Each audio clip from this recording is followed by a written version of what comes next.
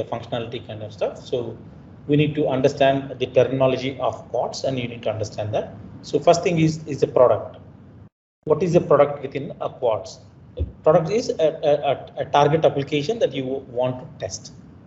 We call it as a product.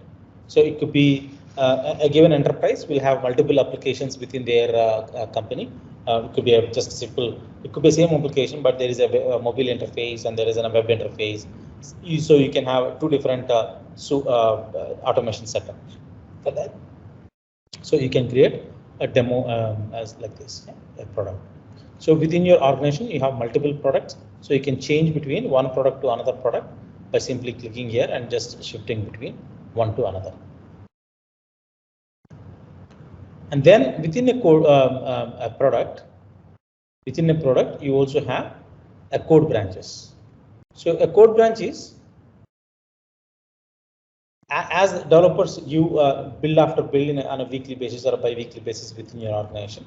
So automation should also be aligned with the new changes that are coming with every new feature. So you have to fork out your automation scripts along with the automation. So you can, whenever a new build, code branch kind of stuff or a new feature is being developed and released as a new feature into your application, it's recommended to create a new code branch so that the existing scripts that are there in your which has been working in your staging will not be affected. So any new thing that comes in, so we suggest to have a dev version kind of stuff where you will keep enhancing the automation scripts with it, and then eventually you can merge that with a master branch or more stable branch. So again, you can change from one branch to another branch by selecting like this. Also, you can have this radio button, little radio button there. This will you can select this by to enable your default selection for you. So every time you come, because if you're working with multiple products and multiple code branches, so every time you log in, you don't have to. The application can remember if you tell it once that what is your default product and default code branch. So it will remember that and keep bringing that. And then how do we manage these products and code branches, right? So we have an administrative section. This is where you go there, and in the administration section, you have a product management. Here you will be managing your products. So all the products that you have listed here are defined here. So what do we mention in a product, right? So fundamentally, we tell what kind of application this particular product is. So accordingly, we'll take care of all the automation challenges that are related to it. Also, we'll be defining where is your test data repository being managed. So in this particular case, we have managed it with a SharePoint. So we have marked as SharePoint. Similarly, we can have a lot of other properties that you want to define can be defined here at a product level. A code branch, as I mentioned about, each product have different code branches. So you have to select the respective code branch, select here, and then you can manage each and every code branch. Even you can do a lot of configurations and properties you can define at a code branch. You can, if you have any properties, you can do it, and you can activate or deactivate your code branch as well. So these code branches are again, you can clone a code branch. Typically what will happen when a new release comes in, so you will typically have to fork out the working version. So here also we have given the same similar kind of functionality. So you select which product it is and what is the current code branch you are selecting from, and then which is the new code branch that you are selecting to. So you can select a new code branch, and then create it, then automatically a new code branch will be created, meaning all your automation scripts or the configurations that whatever is there will be cloned to a new code branch. Similarly, I talked about clients. Client is nothing but data sets. So if your product, let's say I have a Salesforce, or if Salesforce is there, but on a Salesforce you can have a number of different tenants / clients. So they may have a little bit of configurations differences, but fundamentally you have the functionality is same, but you may have a subtle differences in terms of the data that you can inject there. So you can have different data sets you can manage for convenience. This is an optional.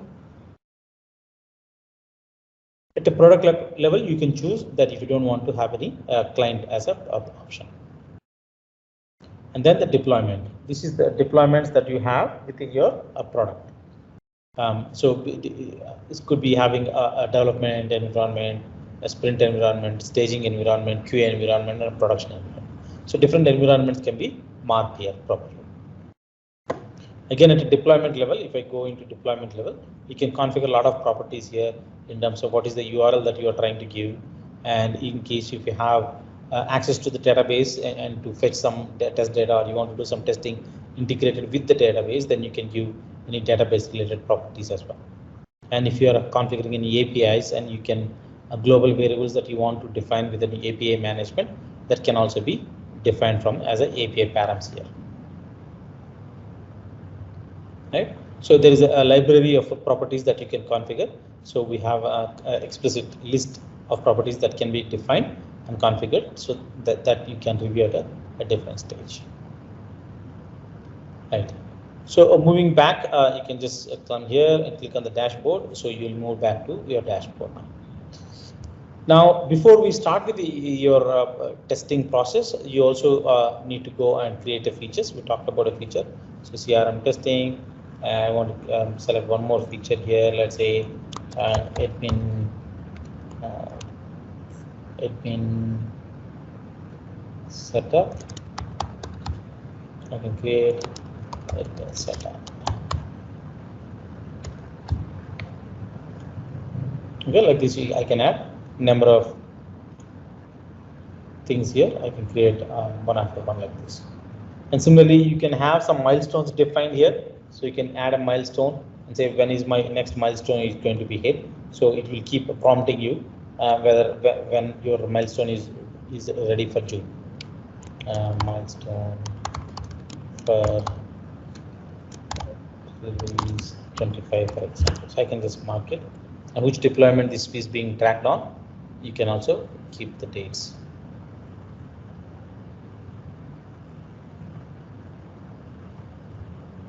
Okay, cool. So that's how you add a milestone, and then build numbers, as I said, is an optional thing. Again, you can whenever you are running doing a test run, you can also mark it which build you are doing this release. So this will help you in bringing out and analyzing where you are having more failures.